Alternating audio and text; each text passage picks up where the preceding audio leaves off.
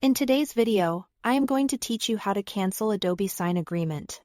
If you've sent a document for signature and realized it needs to be stopped, maybe here's an error in the file. The recipient has changed, or the terms need updating. Canceling the agreement is the cleanest way to halt the process before anyone completes it.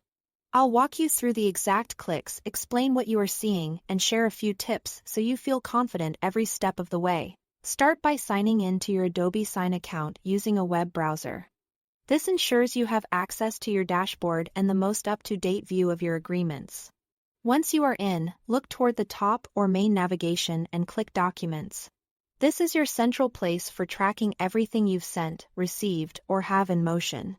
On the left side of the screen, you'll see a sidebar with categories. Click Agreements and then select All. This shows the full list of your agreements regardless of status, which is helpful if you manage multiple documents at once. You are specifically looking for the agreement that's still moving through the workflow. Locate the document under either the In Progress or Waiting for Signature sections.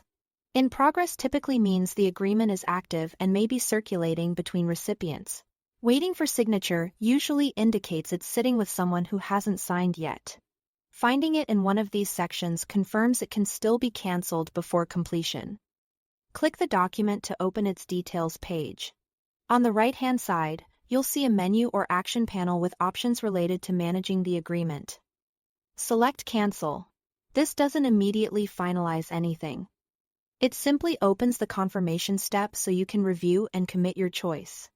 When prompted, you can enter a reason for the cancellation. This is optional, but it's a good practice if others are involved, since the reason can help clarify why the process stopped and avoid confusion. Once you are ready, click Cancel Agreement to finalize.